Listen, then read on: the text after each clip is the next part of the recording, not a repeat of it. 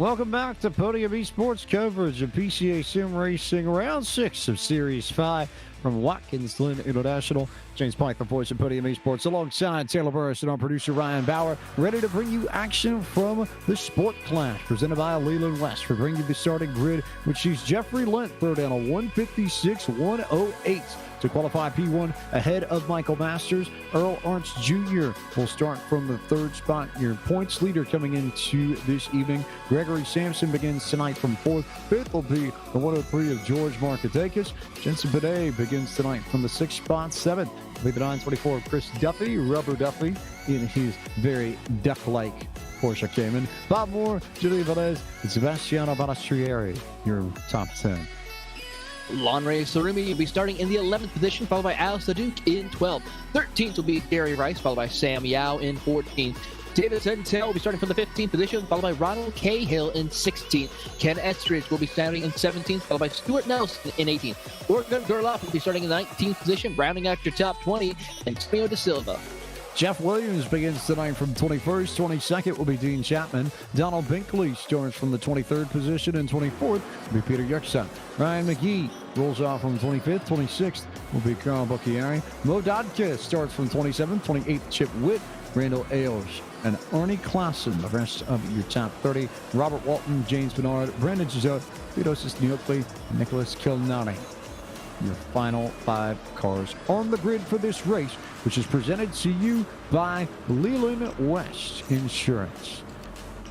Holly Bromberg started Leland West in 1981 after he recognized a need for more affordable Porsche insurance. Holly, a PCA member, by the way. He found that over 11,000 PCA members also shared his need, and since the beginning, Leland West has offered its select automobile insurance program to PCA members across the United States. Working with collectible automobiles on a daily basis makes working at Leland West as fun as insurance can be. Following in Holly's footsteps, they know their enthusiasm and expertise help make them the best choice for collectors and enthusiasts alike. Leland West, rest insured. Go over the track facts one more time before we go green flag racing. This is Watkins Glen International in Watkins Glen, New York. We will run the full version of the course all night with the boot and the inner loop 2. This gives you a grand total of a 3.4 mile or 5.43 kilometer lap, start to finish with 11 turns. We race actually getting the green just a little bit earlier in this server than we did in the last one. It's just before 7 a.m. Eastern Daylight Time, local time in sim on the default day for iRacing, May 15th, 2020. Air temp and track temp are the same again, 65 degrees Fahrenheit in the air, 66 degrees Fahrenheit in the track. 10 miles an hour, winds to the south, humidity of 70%. We also remind you that setups for tonight's race are in part brought to you by VRS. The drivers have options to run VRS setups in all classes of PCA Sim Racing Series 5. If you want to learn more about virtual racing school and learn how to become a faster driver, visit them at www.virtualracingschool.com. All eyes on the 121 of Jeffrey Lent as the Sport Class race presented by Leland West gets underway in our second event of the evening. For round 6 of PCA Sim Racing Series 5 at Watkins Glen International takes off, and it was a lightning quick start for Chris Duffy, who will almost go to the inside of Earl Arntz. He thought about it and then thought better of it, but still gained about 2 or 3 spots. A great start for Chris Duffy, who began in 7th and is up to 4th and alongside the 91 of Gregory Sampson. He'll clear Sampson. Duffy still in a good spot, trying to find some room around Michael Masters, but Earl Arntz Jr. clears Jeffrey Lent for the race lead. Your points leader out in front, heading to the inner loop for the first time. What a battle right there as they're going to the inner loop. We see Chris Duffy going to the inside of the 121 of Jeffrey Lent as they head towards the bus stop. We will then go side by side, move Chris Duffy up to second as Jeffrey Lent will fall to third. Meanwhile, the rest of the field as they come through, single file. Ooh, a couple of cars are around. That looks like to be the SAT 27 of Sam Yao, and then there's another car as well who went off course, actually going in reverse through the bus stop chicane. George Markatakis is one of them, Sam Yao the other. of them. So those two losing all that track position that started with no damage, it looked like, to either of those cars, but track position gone for sure. As Chris Duffy, that's one of the best starts I think we've seen in any race in PCA sim racing throughout the entire season. Up 5 spots from where he began this race to second. But the key here, Earl Arch Jr. from third to first, as Jeffrey Lent is going backwards in the reverse. He's now third, as Arch is going to lose it. Coming through the heel of the boot, the race leader spins, and Rubber Duffy is in the front. Chris Duffy to the point before we even finish the first lap. Controversy all over the racetrack right now, as now the top 4 is under a blanket as they go back up to the NASCAR section of the course, heading into the final 2 corners. Chris Duffy, your race leader. Lent, Sampson, and Jensen Benet, your top 4 as they come to the final corner. Wild stuff on this first lap, and at the end of it all, Chris Duffy about 6 spots up in one lap, most of that in the first quarter off the great start that he got. But Chris Duffy in the lead here at Watkins Glen International, ahead of Jeffrey Lent. Gregory Sampson's now at the third, and Jensen Benet, who's had so much success in this class over the last few weeks. Remember, he's gotten it done many a time in this season. Second to Earl Arch Jr. in points, and 3 wins in the last 4 races, including last week at Circuit of the Americas. This could be very helpful for Jensen Benet to maybe move him up into the points lead as they go through the bus stop once again. Benet laid into the braking to gain some time to the back bumper of the 91 of Gregory Sampson as they come out of there and into that long sweeping carousel corner before they enter into the boot. The top 4 is separated not by much. You could put them all under a blanket once again as they go into the boot. Especially your second and fourth, Lent, Sampson, and Benet within 0.6 of a second of one another. And you can't count out Michael Masters either. He's also in the mix here, not terribly far behind Benet. But the most interesting thing to me, we saw it a little bit in the challenge class and saw it on the opening lap with Earl Arch Jr. here in this sport class. We don't necessarily think of the Cayman as a power-heavy, power-happy car. It's not something that you think about when you compare it to the GT3 Cup car, the 911 in sim, that has a considerable higher amount of torque. And the GTE machine, the 911, that also has much more torque than this Cayman does. And you would think that it would be easier to roll back into the throttle on corner exit and not spin yourself out. And yet I almost feel like, I don't know whether or not it's temps or whether or not it's the track or something here, as Gregory Sampson slides off the track between turns 10 and 11, and Jensen Benet takes over a spot. But there are a lot of drivers that I think are almost abusing that power curve and trying to get on the gas too early. And we're seeing more people spin themselves out by getting back into the gas too early than is usually the case on a PCA sim racing night. I could not agree with you more on that situation. I think everybody's getting a little bit power hungry with these cars getting earlier onto the throttle than anybody else, and it causes a lot of chaos here. So we'll have to see what will happen as they continue on here at Watkins Glen International. Now, Taylor, do we think it's is it a track thing, or is it just Watkins Glen has straightaways, so if I'm not turning on corner exit, it doesn't necessarily matter what I'm doing, sort of thing? As Jensen Benet forces Jeffrey Lent into a mistake in the inner loop. But is it just the fact that you don't necessarily have to deal with so many turns here, or is there something in particular that we've noticed? It's a little bit of mix of everything. I think some drivers feel like they can, since this is such a high-speed course, they can feel like they can carry more speed into these corners than they normally could, or get back sooner on the throttle, especially when in the boot. You feel like these corners are a little bit more swooping, where you can just easily get back on the throttle, when really it's not. There's so much elevation change, especially when you're in the boot per se, that it's very easy to lose control of your race car on throttle input and corner exit. So you have to be mindful of that. Show respect to this course, and you can come out with a great finish, as we see Jensen Benet has caught up to the back bumper of Chris Duffy. I think you two make 2 very good points there. The first, yes, is that Benet has already caught up to Rubber Duffy. The second is that you're right. The boot in particular I think is one of the hardest sections of this track to get the corners right on. I've driven this track a considerable amount, especially with the 911 GTE, an official iRacing competition. And if I ever had any incidents, they were always usually in the boot. I was, for the most part, safe around the rest of the track, but it was the entry into the boot, the sort of ankle, and then the toe and the heel. Those three corners in particular, you had to watch how you roll back into the throttle, regardless of what car you used, because it was so easy to spin it yourself out. We're seeing that again with these drivers in the sport class. And oh, by the way, Jensen Bidet was a full second faster than Chris Duffy that last time by. So you would expect at some point during this lap that we may see a change for the race lead. We certainly may be seeing a change for the race lead here momentarily, especially when they head up to the inner loop. We see Benet looks to the inside of Chris Duffy, tucks back in, though, is showing a little bit of restraint and patience, waiting to see if Chris Duffy can make a mistake through there, but does not. They'll still be single file as they go through the carousel right now, but still, don't forget, Jeffrey Lent is right there as well. You have the top three right on top of each other, so a lot more close competition compared to what we saw in the challenge class.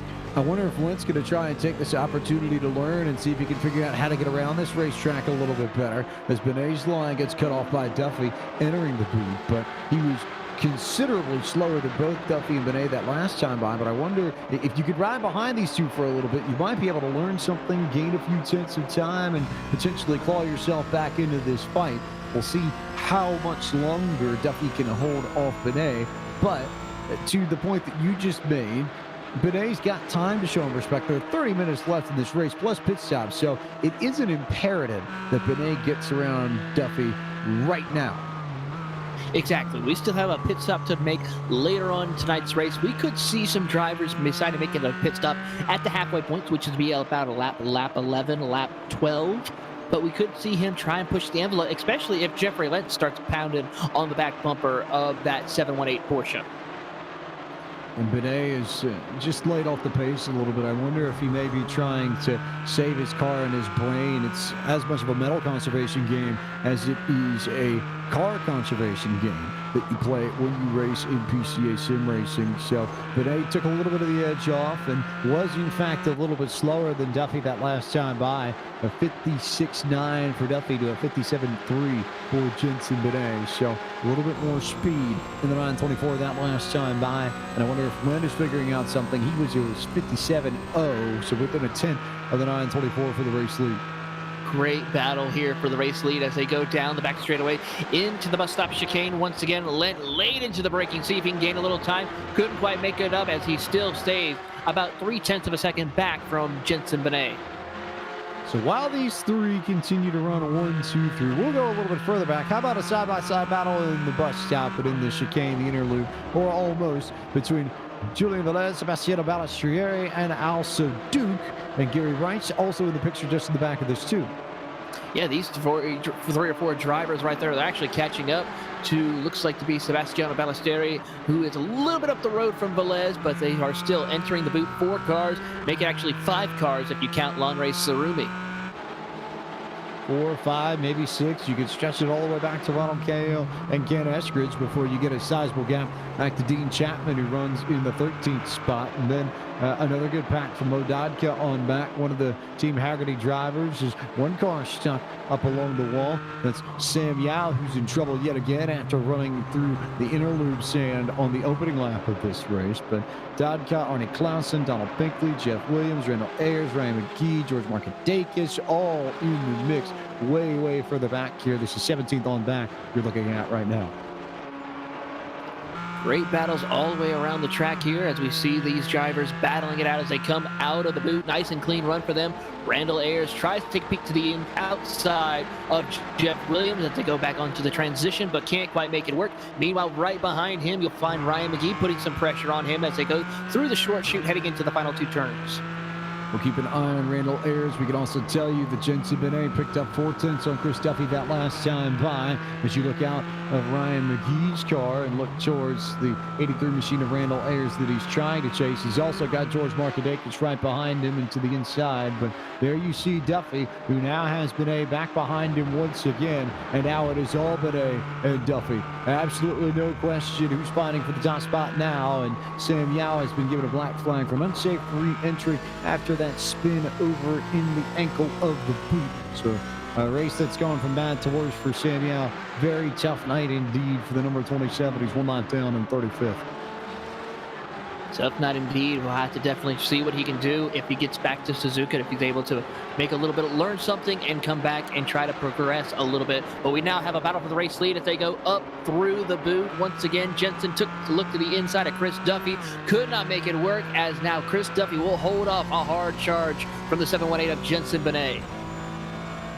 For the moment, I think that's the biggest key to note here as they come through the heel of the boot this time. But Benet still has the pace. They've both separated themselves from Jeffrey Lent just a bit. And if anything, it's brought Michael Masters back into it by just a shade. Masters has been trailing Lent by about a second throughout his opening few laps. So not much we're missing between this group. As it stands, though, we'll wait and see how that pans out. We'll slide back to Balistrieri, Velez, Saduk, Rice, Sarumi, that good group. And then you look at Orgun Garalp, who now I think is your next leader of a good Pied Piper pack, with Yerxa, Dadka, Klassen, Binkley, Ayers, Markadakis, and a really big stack up with Jeff Williams, Ryan McGee, Bob Moore, and Earl Lawrence Jr., who is still trying to rebound after his spin. He certainly is. He's currently stuck behind Bob Moore and Ryan McGee as he goes down the straightaway here before they get to the final two corners. He's going to take a look to the outside of Bob Moore. Can't quite make it work. Tries the crossover. Couldn't make it happen this time. We'll try the outside this time into the final corner, but can't still find an opening just yet. Still waiting, still searching. Here comes Jensen Benet, who thought about it and then went through the grass. It's almost like he overshot it. Now here comes Jeffrey Lynn to his outside and take over the second spot once again. So a mistake for Jensen Benet, who will give up positions to the 121 of Lent and almost gave up fourth to Michael Masters, but not before Benet was able to gather it back up on track. So this quartet continuing to lead, and Velez in pretty solid control just ahead of Saduk and Rice, and then Sarumi. That group has spread out a little bit more, as has that group with Modonka that we saw a little bit ago. Bocchieri, Garalp, Dadka, Klassen, and then you got to slide it back to Binkley, and then Ayers, Markadakis, and now Earl Lawrence Jr., who has cleared the McGee, Williams, Moore, Cahill group that he was racing with a lap ago. Battles all over the racetrack here at Watkins Glen International. I mean, just pretty much point somewhere on the track, you will find a battle for position. A little bit further back, I'm watching that battle for ninth right now between Gary Rice and Lanre Sarumi. Sarumi doing a great job right now. He looks to the inside, can't quite get close enough though to make the pass work for him and Gary Rice as they go up the hill into the transition of the NASCAR circuit. They carry on, and while Chris Duffy continues to lead this race, we'll remind you that tonight's broadcast of PCA Sim Racing is brought to you by Virtual Racing School.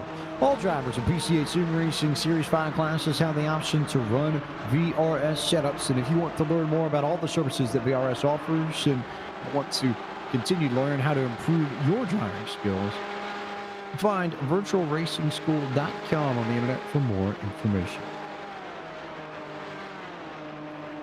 Duffy well out ahead of Benet, who was faster than Jeffrey Lent, at least enough to get clear of the 121, but now they've lost to second to Chris Duffy. And Michael Masters has consistently been riding the 157s. I don't know if he's got much more to give than that, but it's enough to keep him on the tail end of this group. He's the only one within touching distance of these top three.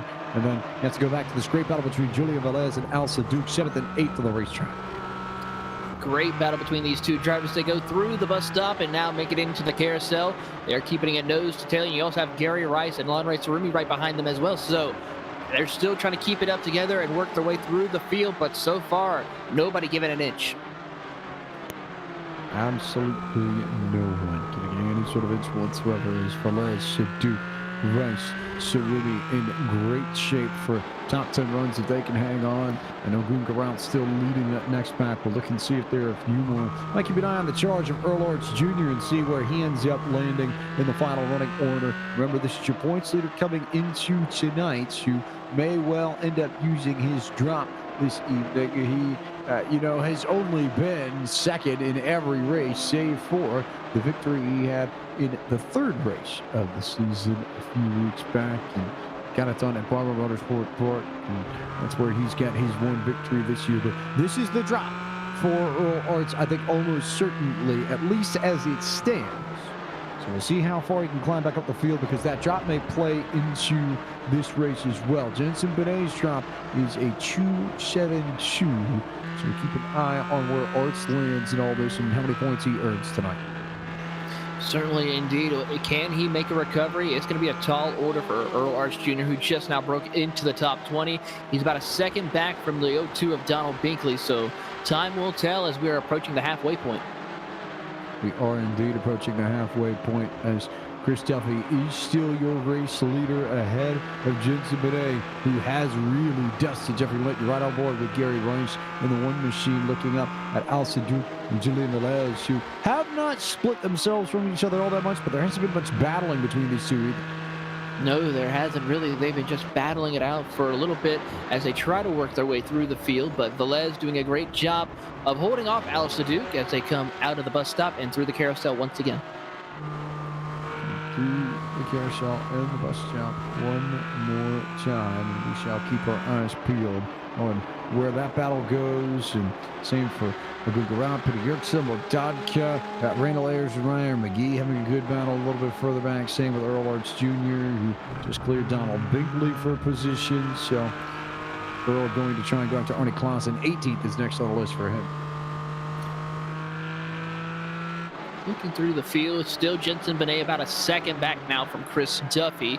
So that's kind of separated themselves a little bit. Sarumi and Gary Rice still battling strong.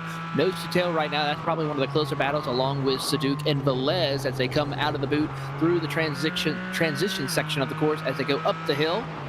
As those four drivers have pretty much been tied to the hip since the drop of the green flag. I just wanted to go back and look at the points here while we talk about the difference between Benet and Earl Arts Jr. Benet's drop as it stands is a 9th place finish at Laguna Seca. That's what that 272 stands for in the points. You pick up 320 points if you win an event in PCA sim racing, and then it cascades down all the way to 1 point if you finish 60th or worse. We've had grids that large in the past. So that's, if you want that translated into a little bit more plain speak, that's the answer. So if you're Earl Arts Jr., I think that's a simple goal to try and reach over the next 20 minutes or so. Find a way to get back up to 9th so your drop isn't any worse than Jensen's. Yeah, that's going to be the trick right there, is making sure that he's able to find a way to pull away from Jensen and get as many points over him. It's going to be a tall order as they continue to battle right now, as Benet has gained a little bit more ground and found a recovery speed to try to put the pressure on Chris Duffy into the boot. Jim Emming asked a decent question in chat and makes a few good points, actually, about how he, the national marketing director of the PCA, is a huge Chris Duffy fan. The Duffy clan is full of PCA fanatics and Porsche fans, and I got to meet them down at Daytona and the Amalian Island Works, and plenty of good people in the Rubber Duffy camp who has that unmistakable scheme with the duck, but may need to be ducking a few moves from Jensen Benet, who has caught the leader once again. He tried to take a peek to the inside of Chris Duffy as they come out of the boot. Couldn't quite make it work that time around, but give it time. Jensen Benet will try to find a way around Mr. Rubber Duffy as they go through the final two corners. Also, great banter in chat here on the YouTube chat, the main feed for PCA Sim Racing. But Jim asked the question, who's your favorite driver and what's your favorite region of the PCA? And some guy named Dewey Kang said that his favorite driver in PCA Sim Racing was, well, Dewey Kang, which seems makes sense. Metal. Yeah, right? Makes perfect sense. I mean, you're the driving out there in the PCA Sim Racing Series. You should be your favorite driver as far as your competition. But how about you go first, James, on who would be your favorite driver? I mean, all of these drivers here for the PCA are probably some of the greatest out there currently right now in this PCA and putting on great shows week after week. To be fair, it'd be unprofessional for me to say Of that course. I have a favorite driver. So I don't have a favorite driver. I also do agree with Dewey that I too read these particular chats when they come from Jim Huth and Jim Hemming in their voices as they come through, having worked with them enough. But Dewey makes a very, very good point there. But the favorite region's an easy one as Jensen Benet looks for the lead again and still can't quite get it. It's the home region, of course, the Carolina region of the PCA, which has a few drivers in the pro class coming up a little bit later. Both the Shums and Matthew Kikas among some of the most famous drivers from that particular region, which covers Greensboro, High Point, my hometown of Winston-Salem, North Carolina, Charlotte, Greenville, Spartanburg, all the way to Durham, Chapel Hill, even parts of Raleigh in the Carolina region. So basically, if it's not Asheville, Fayetteville, or Wilmington, most of the large cities throughout North Carolina and upstate South Carolina region drivers. So. Well, it's probably an easy guess for me as well. Of course, my region is the Space Coast region, so that's pretty much all of East Florida, Central Florida area. So a great coast region. Of course, it is home to probably one of the best times to get together for PCA, the Rolex 24 at Daytona, which we had a great time, all of us getting together during that wonderful weekend of activities. It was cold, but it was cold. Yes, it was very cold, but it was very fun as Jensen Benet's going to look for the drive underneath Chris Duffy for the race lead. And no question about it, Duffy's going to try and hold the outside line, and he might not just give this up yet. He got a good run up top. Is he going to let Benet have the lane going into the S's? He'll hold on the outside, and we are not done yet with Chris Duffy as the race leader. He just about gave it up, but not quite.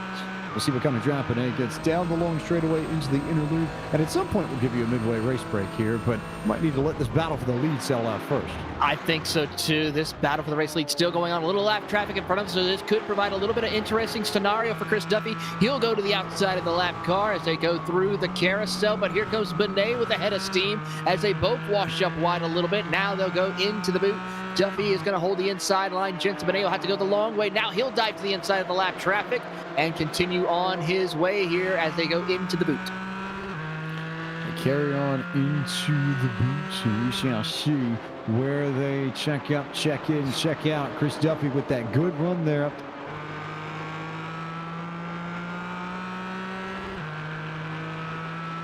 As they continue on their way up through the field, still battling it out right now as they go out of the boot once again. Jensen Benet trying to put that pressure on as they come out of the boot.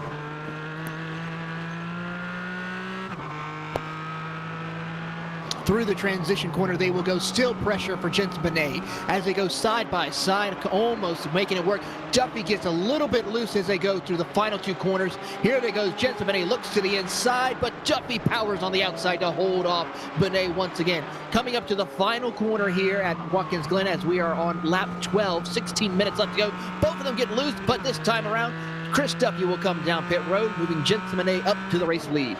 Duffy will pit before Benet has the opportunity to make the pass. How incredibly interesting. So we'll go ahead and give you tonight's midway race break before this gets too out of hand and see how things go. Duffy was your race leader, but tonight's midway race break is brought to you by Leland West Insurance.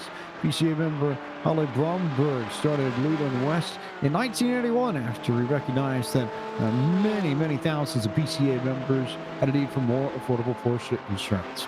Since 1981, Leland West has offered its select automobile insurance program to PCA members across the United States, and working with collectible automobiles on a daily basis makes working at Leland West as fun as insurance can be. Following in Holly's footsteps, they know their enthusiasm and expertise that makes them the best choice for collectors and enthusiasts alike. Leland West, rest in insurance. So it is Jensen Benet, your race leader out of the Lincoln Trail region of the PCA, which covers most of central Illinois, which would be home region to our producer Ryan Bauer, as a matter of fact. So a few ties in there. Michael Masters now scored in the second position. He's a space coaster just like you, Taylor. So pulling in common between the two of you, I have to believe that's got to be a fun run for our Floridians tonight. Gregory Sampson runs in third, one of the many Texans in PCA sim racing, the Maverick region, which covers the Dallas-Fort Worth Metroplex. where he calls home. 33 car, Julian Velez out of the Northern New Jersey region. He runs in 4th. That's also home to the champion of the Pro Class for Series 4, Michael Polisek. 5th place, Eastern Buckeye region, Al Saduq, another one of the Youngstown, Ohio area drivers in PCA Sim Racing tonight. The 1 car, Gary Rice, rides in 6th. He's a Pete Stater, another one of the drivers out of the greater Atlanta area.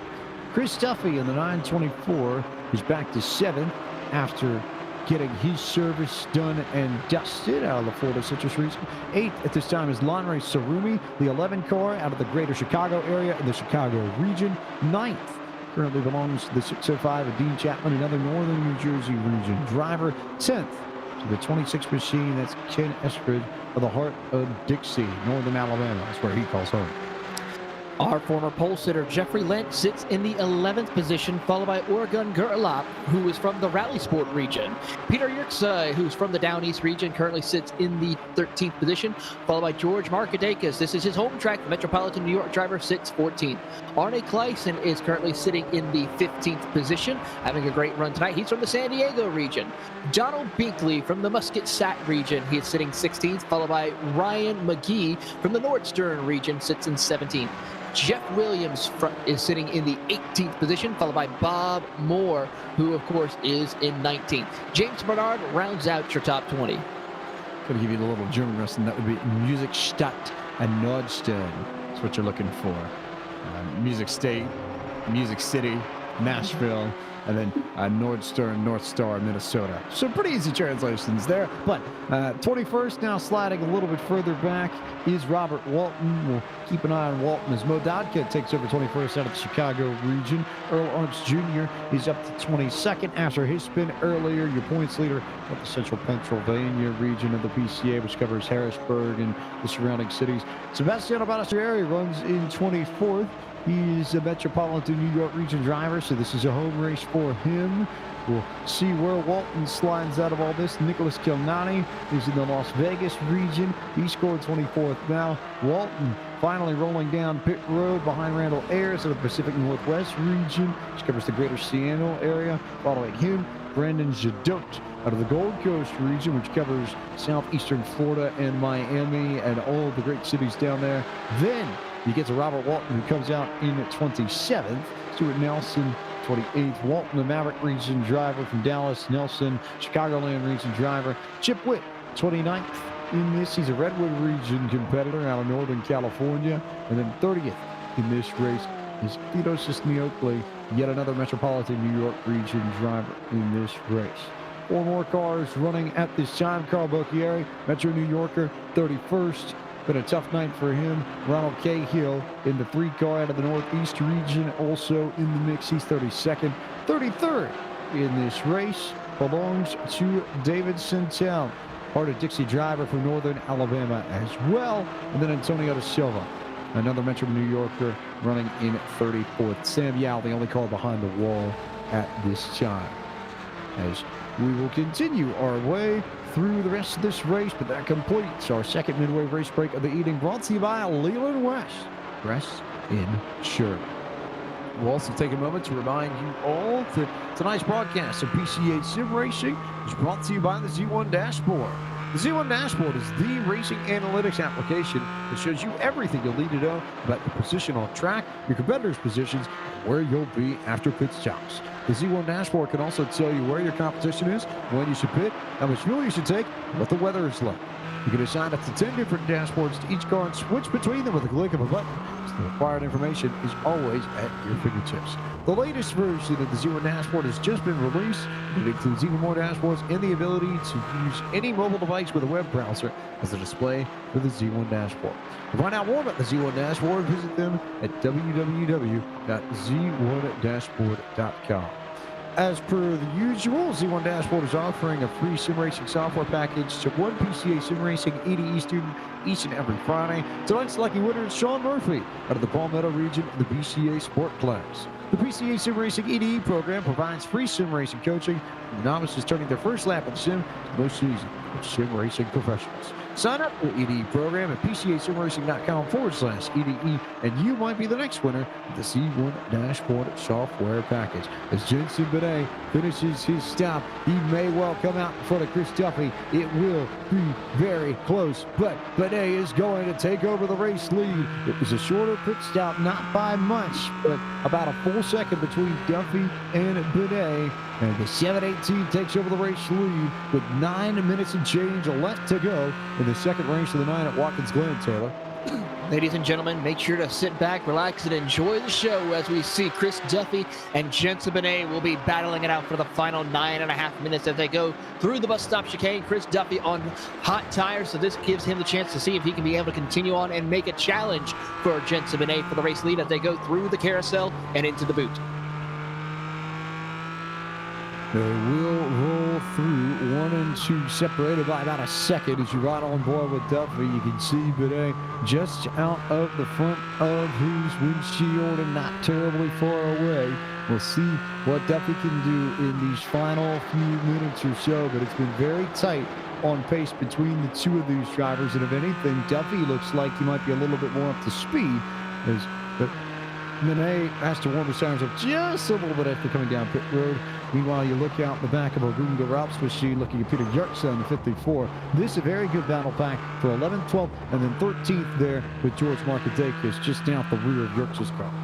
A great battle indeed as they go through the carousel into the boot right now. Markadakis trying to put the pressure on Peter Yorkshire as they go into the boot. Can't quite get close enough to make the pass, but is there to capitalize on any mistake that may happen. I want to go back to chat because there was a very good point made by Jim. Actually, no, it's Detail Line Race Control who asked the booth, your favorite Porsche model of all time. Oh, my goodness. Right, a tricky one, right? That is a tricky one. It's not necessarily a given, but there's so many.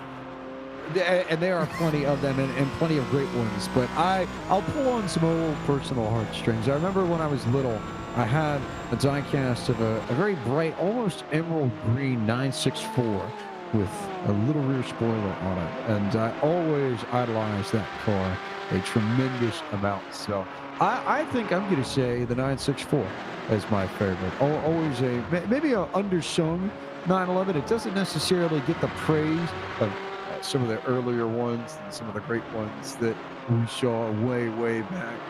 The 930 in particular jumps out as one that we know everybody loves, but certainly not to be slept upon, I think. You know, it's so hard for me to pick one, but you know, of course the 911 GT3, I've seen so many of those. I know it's a very common brand, but the 911 GT3, currently one of some of the newer models that are out there. I mean, that's a car that you can not only just enjoy on the road, but take it out to any track for a track day event and just absolutely have a blast with. I mean, it's a personal favorite of mine. I love watching those guys take it out on the track and just making Porsches do what they're supposed to do. Go fast and put on a great show like these Porsches out here at Watkins Glen International currently are doing right now. So 992 a bus basically is the answer. You just need all the high-tech power and the speed. Pretty much. Fair. I like that one. Although I will say the Taycan most definitely has caught my eye, and I'm sort of hopeful that if we can get battery replacements set up and/or anybody's got connections, I would not mind driving a Taycan, especially with the move to electric that we all know we're going to eventually at some stage. So, yes. Well, it wouldn't be the worst place in the world to go, right? No, it would not, especially with the Taycan, which remember when we were at Daytona, we did get to see showcase there at Daytona during the Rolex 24 weekend. Hint, everybody should go to the Rolex 24 if you get the chance. You'll see us, and you'll see a lot of other great PCA sim racing members too. So, bring a mask, of course, for 2021. Yes. We'll probably still need it, but should be a good time, even if it is cold. But we'll find ways to work around it as you ride on board with Peter Yorkshire. This is another de facto home race for him. and everyone in the Northeast region too. Normally, they call Lime Rock Park home in the sim, and incidentally, that also is the home track for iRacing itself, whose offices are based outside of Boston and Kellinsford. But Yorkshire smacks the wall coming out of the final corner, turn 11, and he will give up the 11th spot to Orgun Garal. We'll see if George Markadakis makes a run to the inside, but not yet. He's not quite close enough to make that pass work, but here comes Peter Yerxa. He'll look to the inside of Oregon Gerlach, but gets the door shut on him as they climb through the S's. Markadakis is watching on, trying to figure out what line to take to get around these two drivers as they climb up the S's before heading down the long back straightaway here. They continue to climb through the S's. You look out the back of Geralt's machine. The 21 looking at Yerxa. Markadakis, who makes the move to the inside, and Yerxa with the damage will not fight it. So now it is George Markadakis up in 12th. Yerxa back to 13th. Great battles all across the track right now as we are under 5 minutes to go here at Watkins Glen International. No really major contest right now. It is still Jensen Benet over Chris Duffy by about a second, but give it time, we could see something happen between those two drivers. Could potentially, and keep an eye on Geralt, who's out of the Southeast region, or not the Southeast region. How about the Rally Sport region, which covers a lot of the Detroit and Ann Arbor areas. So a lot of love for blue, I would think, and maybe some maize too, and might be a little bit of green speckled in there, and maybe some bright blue and silver and navy and orange and red. Definitely red. Gotta go red. And maybe a royal blue too. I don't think I missed any of the major pro sports teams in Detroit. Right? I don't think so. I think you covered them all. Right. So. All right. Now, one that I definitely know I don't have the answer for. Go for it. I guess, and maybe someone in chat knows, but what Porsche race car ran the livery that he's using in this series? It's a great homage. It's just not at the top of my head. If for no other reason, because I give credit to Dewey Kang, he drilled in the Kramer livery that he's got that you'll see the pro class a little bit later tonight, and I will not screw that one up again. But no, I guess I'm about to have that moment and feel a little bit silly when Jim corrects all of us. As Jensen Benet is checked out, 1.7 seconds on Chris Duffy now, so it will be 3 in a row and 4 out of the last 5 for Jensen Benet, who's making good on that drop race. And now I think the biggest question becomes, what do we think of the incident? Oh, trouble in the bus stop. George Markadakis along with Nicholas Kalani made contact. That's going to be an interesting conversation right there between the lap car of Kalani as well as George Markadakis, who is still trying to get back on the track. He was running in 12th position, and that car has got a little bit of suspension damage right now.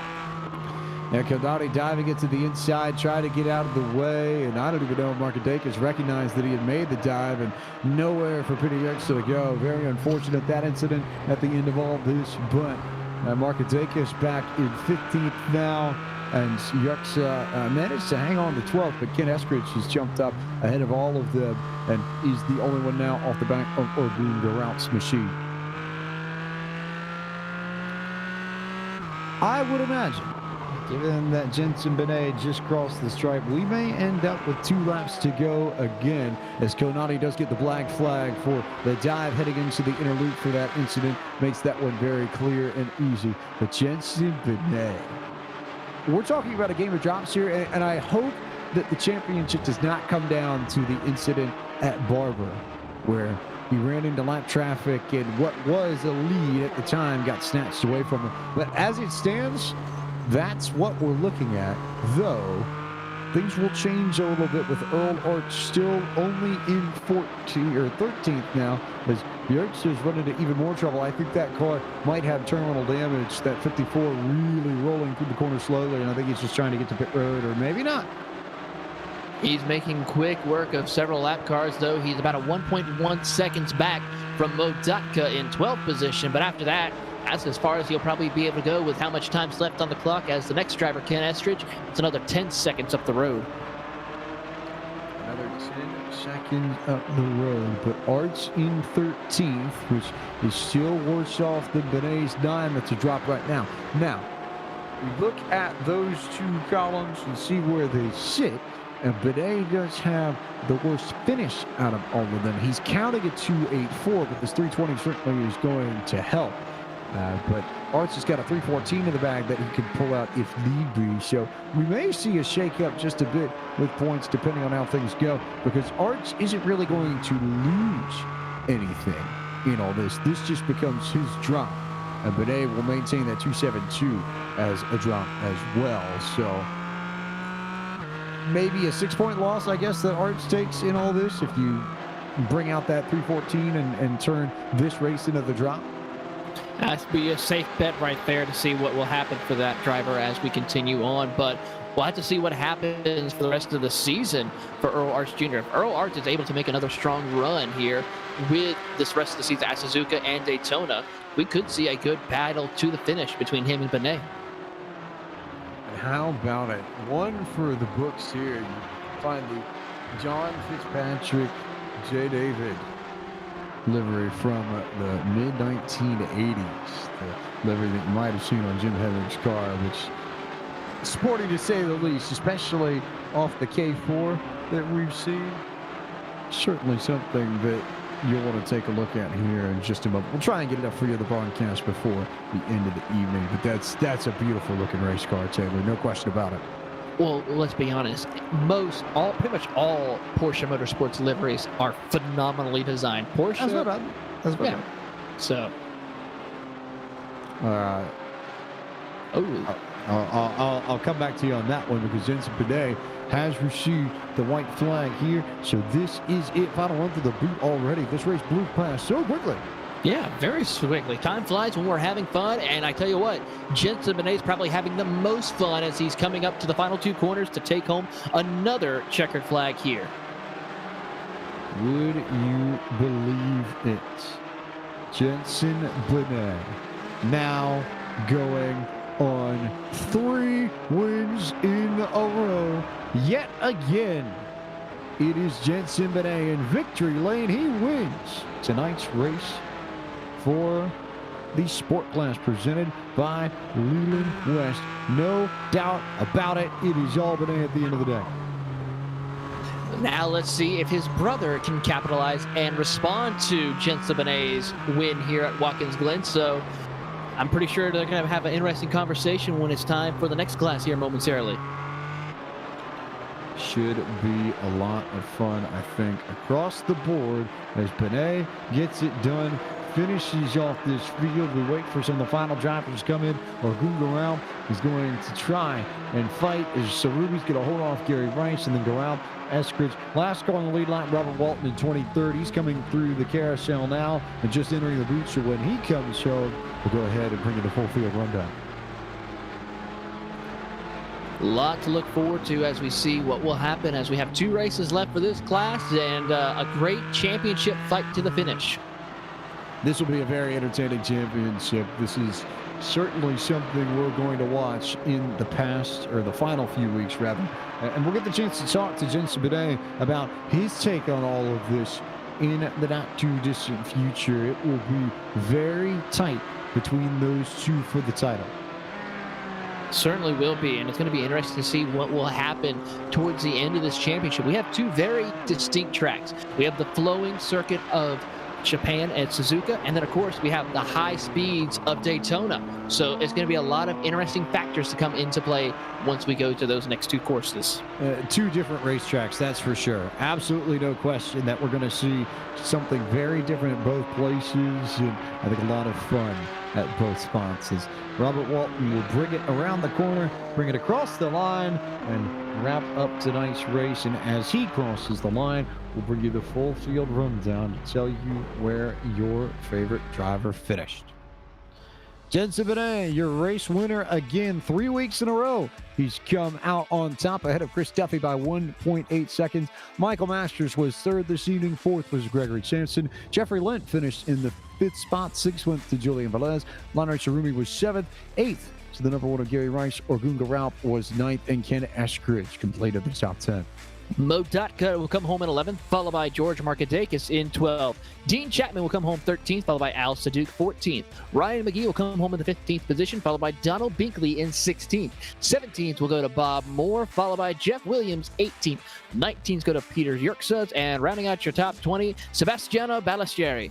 Randall Ayers was 21st, 22nd to Robert Walton, 23rd to Earl Arndt Jr. after trouble on the last lap, so that makes that finish even worse for him. Chip Witt, first car, one lap down at 24th. 25th was James Bernard. Brandon Jadot was 26th. 27th to Stuart Nelson. At 28th to Carl Bocchieri. Arne Klaassen was 29th, and 30th was Theodosis Neokli. Nicholas Kilnani, Antonio da Silva, David Santel, Ronald Cahill, Sam Yao. Your final 5 cars on the board tonight for this sport class race presented by Leland West at Watkins Glen. Time to bring in Jensen Benet for a 3rd week in a row. And I think, and this was something we saw in chat, especially from some of the PCA higher-ups and some of the pros, Jensen, that there are some races where you have jumped out to the lead pretty early. This was not one of those events. You took your time behind Chris Duffy. Just take us through the reasoning and the explanation behind that and your decision to wait to make the move via pit stops as opposed to forcing the issue and pressing the issue on the racetrack. Oh, well, the thing is that I actually almost failed to get a lap in qualifying because I was too busy eating chicken and drinking Diet Coke, or Diet Pepsi, sorry. And I just barely got time in and ended up getting 6th in qualifying. Ended up making my way up to, I believe, 4th on the first lap. Unfortunately, my good championship rival, Earl, spun on like the 4th to last corner. It really shouldn't have happened to him. He really deserved a better day. And just fighting with Chris there, I mean, he's a really great driver on this circuit. I feel like he was the man to beat all along. We saw it in the prelude and we see it here, and Chris was basically kind of the Lewis Hamilton of this track, I'd say. Really, really solid stuff. Fun racing between you and Chris. How was it fighting Rubber Duffy? Oh, man. It was really great fighting him. He really pushed me hard. He pushed me into a mistake a few times, and he really got my tires worn there. It's just really great to race with him, and he's just amazing. And you mentioned Earl just a bit ago. I wanted to come back to it because unofficially he scored 23rd, which will be the lowest finish between you two across all of your races this season. So now there is a very clear drop on his part. You've got that 8th place finish from Barber that currently is the last race you have scored. But now Earl's got the one very significant drop compared to everything else, which is either a 1st or a 2nd. So does that change the way you look at these final 2 races? Do you think that's going to change much out of the way he races the final 2 races? Well, the thing is that his race drop before this race was a 2nd place, and he's finished 2nd in all but one race, and that being Barber when he won before this race. And basically, so his 2nd place wouldn't be his drop anymore, so it's kind of as if he finished 2nd this race, and his drop just didn't count at all. And basically, if I'm correct, that puts me, I think, 12 points behind him now. I'm not really too sure. I'd have to check and wait until they update it on Thursday or something like that. But yeah, Earl, he's a really great driver. He's really consistent. And my dad kept telling me he's going to have an off race, and I just didn't believe him. And unfortunately, Earl had that lap 1 incident that really shouldn't have happened to him, and ended up kind of ruining his race. And I feel bad for him, and obviously I think he'll bounce back. I think he'll be really competitive for the next 2 races at Suzuka and Daytona.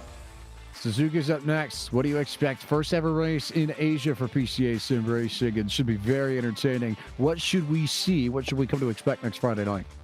Well, I think that Suzuka is a track that literally almost anyone's familiar with. I think that the racing will be much, and I mean much, closer at Suzuka. I feel that literally everyone could spread their wings and show what they're made of. So a big-time fight that we're going to see in Japan next Friday night. But before we get there, as always, Jensen, take your moment to send your thank yous, your shout-outs, and let the people know who makes it happen for you and the 718 machine. Well, first of all, I want to thank my grandma Sherry. She's watching this race, and she's been supporting me all this time. And it's just really enjoyable to have support from her. Really wonderful woman. And my own family as well. My dad, of course, helping out the setups, and basically my crew chief as well. So that's amazing. My brother as well. He was watching the race via YouTube, and he was keeping me up to date as if he was my crew chief. So yeah, I'd have to thank everyone, especially my mom as well. Well, Jensen, on behalf of everyone at the Porsche Club of America and Podium Esports, congratulations on 3 wins in a row. We'll let you go, and we'll see if your brother can make it 3 for 3 as well coming up in the club class race. Yep, and no, in Japan's the next race. Arigato, as in thanks for your time. He's already looking forward to Suzuka, maybe even more so than I am, which is pretty tough to do. Jensen, your race winner in the sport class, which one more time is presented to you all by Leland West. Leland West, rest insured. It is once again that time of the evening, just about. But before we go, for those who are wondering what the J. David car looked like that Jim Hemming referenced in chat just a few moments ago during this particular race, there's a shot. A absolutely unbelievably drop dead gorgeous 935 K4. That wing could just about make that thing take off, but back in its day, you want to talk about a car that had speed, more speed. Pretty good example there, TV. As we'll get set for more racing in the not too distant future. But for those watching on the PCA Sim Racing YouTube channel, it's that time again. Close out your full screen, head down to the bottom left, click the blue button for PCA Sim Racing and or the link that I know Jim is about to post in chat here. But get ready to slide over to the club class video. That's where we are headed next. Some of the top drivers up and coming in PCA Sim Racing will take to Watkins Glen in just a few moments. Don't go anywhere. If you're on Twitch or YouTube or Twitch or Facebook, stay right where you are. And for our YouTubers, flip on over to the club class video for round 6 at Watkins Glen.